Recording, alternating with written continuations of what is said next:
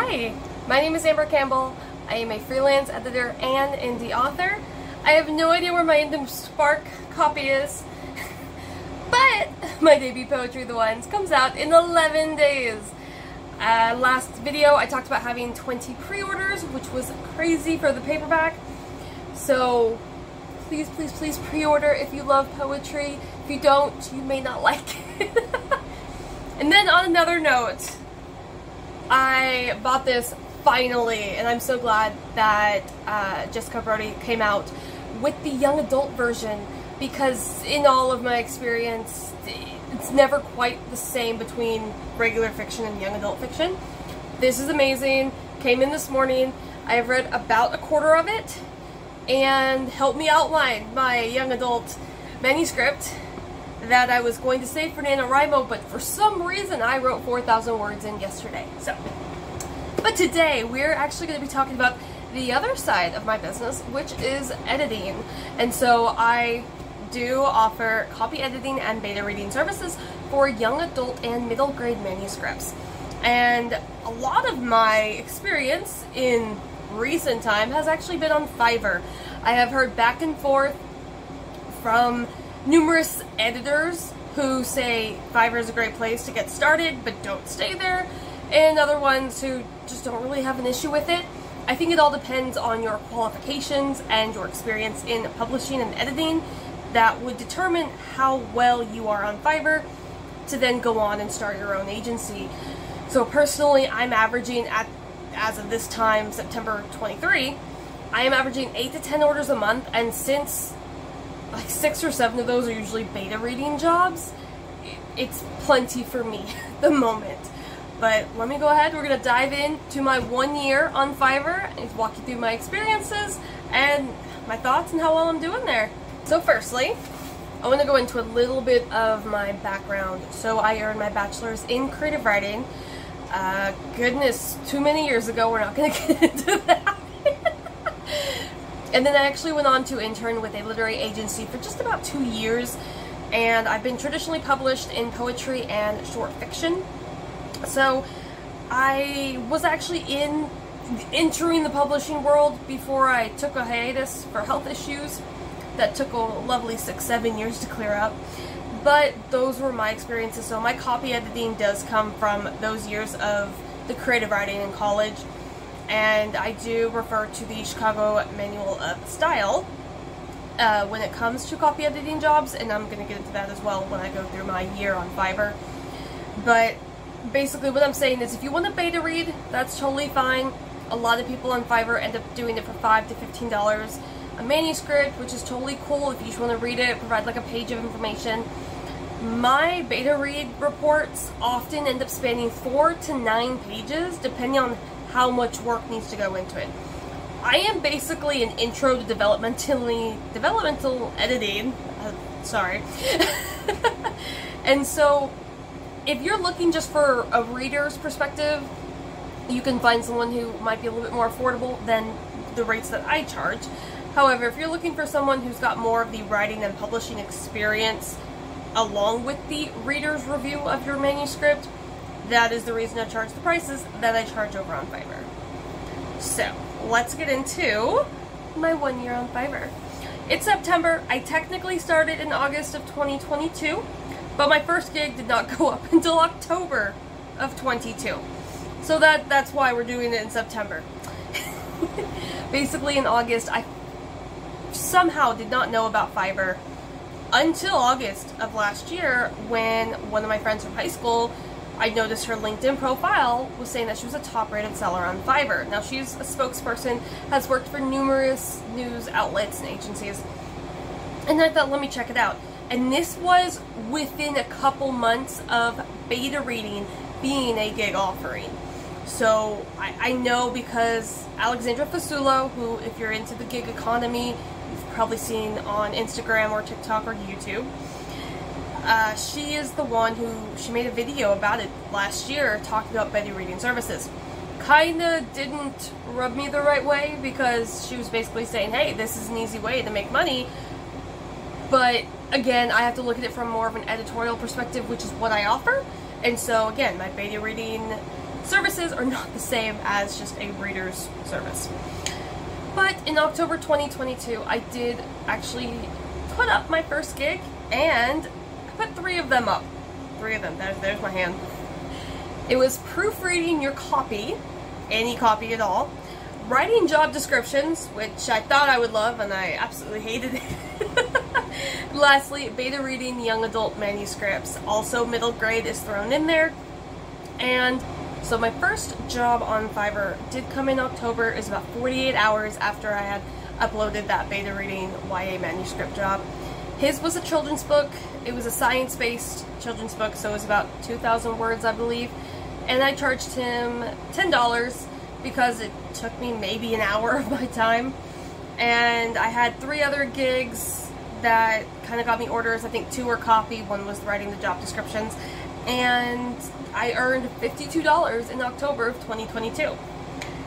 And then in December was when I got my next order because, yeah, something was wrong with my ID. It wouldn't verify. I even reached out to other colleagues of mine who said that they hadn't had any issues. So maybe it was a glitch in the system. I had to submit my ID 3 times. And on that 3rd time, I decided if this doesn't go through, then we're done. We're not going to try Fiverr. Thankfully, it ended up going through. And I got my 4th order on the site for another beta reading YA manuscript. And so that is what ended up taking off for me. It ended up between January and March of 2023. I actually deleted the other 2 gigs, the writing job descriptions and proofreading copy. First of all, there's too many people proofreading copy on Fiverr. You're not going to get noticed whatsoever. You need a niche. My niche is young adult manuscripts. And so I kind of market myself as I work with indie authors, or I also work with authors who want to be traditionally published. So getting a little bit ahead of myself, but January through March, beta reading took off. I actually got my first copy edit manuscript job after I put that gig up. I also put up writing your query letter and beta reading children's books. But then I think I only got 2 orders on that. From the time it launched to the time that got erased, because that's no longer offered either. So that just wasn't, again, I think there's way too many hands in the pot for that. You need really big credentials to stand out on Fiverr for beta reading children's books. Everyone's offering it because they think it's easy. It's not. It's honestly just as difficult as young adults, because now you have so much smaller of a word count range to get everything in. Yeah, I'll stick with young adult, thank you. So March was exciting. Like I mentioned, that was my first copy edit manuscript gig. I charged $290 because I needed a review on the gig so it would actually take off. So he got a great service for $290. And that was actually the first month was March, was when I made more than $100 in a month.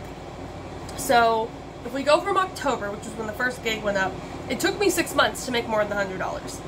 Now, I know there's others on here, on the site, that will say, oh, you can hit, you know, top rated seller in your first 6 to 9 months, all this, all that. I wasn't looking to replace my job at that time. I was getting my foot back in the water for publishing. I had published 2 nonfiction ebooks that are now taken down just to kind of get used to self-publishing. But after I started taking off on here, I realized I wanted to go back to publishing what I started writing, which was fiction and poetry, i.e. the poetry book you saw at the beginning. And so April is when I was promoted to level 1 seller, and the qualifications for that is the $400 earned, 10 orders completed, and a 4.7 star rating. April is also when I added my, I will critique the first 10 to 30 pages of your young adult or middle grade manuscript. Again, haven't seen a whole lot of hits on that. I would say 95% of my jobs from Fiverr are beta reading and writing or reviewing your query letter, which is why I say I also help out authors who want to be traditionally published. So I spent those 2 years with that literary agency, and I offer that experience to other writers who, you know, most of them, they do want me to review it. I let them know where to kind of clean it up. Others just say, hey, I've tried it, I can't do it. Most of them, if they want the query letter written, they want the synopsis written as well, which is just as difficult as the query letter. And so those are the 2 services, the beta reading and writing query letters, that have taken off. I remember when I first actually put up my query letter gig, I want to say there were 92 offerings. Now there's a little over 100. I'll probably insert a screen here to see how much it's changed, because I honestly have not shopped my competition in a while. But moving on from April, like I said, I got promoted to level 1, and this was the first time where I felt like I could make a job out of this, even if it was just part-time or supplemental income. I felt like I was finally getting the hang of it. That brings us to May and June of 2023. So at this point, I was consistently working about 6 to 7 projects a month, and I had also deleted the children's book gig by this time. There was just no traction. I wasn't excited even when a job came in for it, so went ahead and deleted it. That's the best thing about Fiverr and anything that you do on your own, is you can go ahead and pursue the ones you want and also hyper-focus on the ones doing really well. And that way you never have to kind of dread work like most of us do or did with our 9-to-5 jobs. And it's just, you know, it's a way to keep you excited about it, basically. So July rolls around and I got my second copy edit job. So remember, back in March we did the very first one for $290, which is, no, that's a terrible price for me as an editor, but it got me in the review on it. And so July came, and it was due July 30th, and I took 3 weeks on this copy edit job. This is the first one, well, the first one. This is the one where I really delved into the Chicago Manual of Style guide, and I actually earned $710 on that order. Still less than what traditional copy editors earn on projects, but that is still my biggest project to date, is that copy edit job. So I was very proud of myself. You know, she left me a raving review, really sweet author, and just a couple weeks later, in August of 2023, I was promoted to level 2 seller. So it took me essentially 8 months from when I opened my Fiverr profile to when I got level 1 seller. Now it took me 4 months to go from level 1 to level 2. So in order to reach level 2 seller, earn your $2,000, hit 50 orders completed, and of course maintain that 4.7 or higher rating. And I also went full-time to part-time at my day job in August because I realized it was taking off. My debut book was coming out the next month. I wanted to focus on this publishing. Not to mention, I had done nothing but earn money since I started, because it's Fiverr and it's free to join. They do take 20%, so that's a hard hit, especially because July with that copy edit job was the first month I made $1,000+. And when I think about it, I think I would have brought home like $1,250 or $1,275 if they hadn't taken that 20% cut. However, I wouldn't have had the $1,000 I took home had it not been for Fiverr. So anyone who bashes Fiverr because of that 20% is someone who should probably go ahead and step off the platform. For me personally, the amount of jobs I'm doing at this time in September is 8 to 10 a month, considering that at least 6 of those are beta reads that take me anywhere from 4 to 7 hours to complete, to read them and write that review. I'm good with what I've got in addition to my part-time job I still have. So that brings us again to September. So my first book is going live. I have 4 of those gigs offering, because I started offering the critique your first 10 to 30 pages. And as I mentioned, I'm averaging 8 to 10 orders a month. And so something I have learned, which luckily my current day job is in sales, and it's my only sales job that I've ever held, where I really learned a lot, not just about the customer experience, but also how to set the rates. So I'm going off of the standard rates for editors in the traditional publishing space, as well as the freelancing space. They're not paid the same, if that makes sense. However, I've also realized that if I'm getting more than 5 orders in a week, odds are my prices are too low. But if I'm not getting an order, except for maybe once every 2 weeks, prices are too high, I need to scale it back. So since I've started Fiverr, I've actually raised my rates every 2 to 3 months, regardless of whether I got promoted or not, because I was getting that many orders in.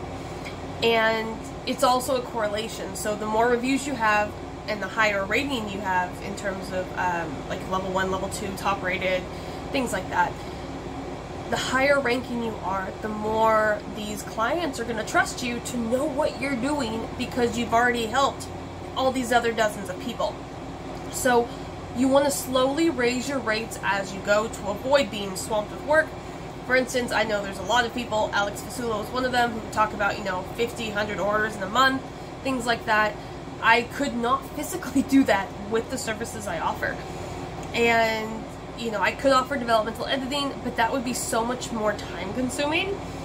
And it would take a lot longer to get off the ground, because if I'm offering essentially copy editing, 50,000 word book, and right now it's $450 for that package, and I've still only got 2 orders in the last 6 months, developmental editing I'm going to get even fewer hits on, because that needs to go up about 2 to 3 times more for a starting freelancing rate.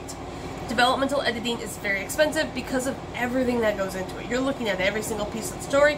Copy editing, I'm letting you know your punctuation, the style, things like that. Basically, I am the final set of eyes before it goes into its formatting.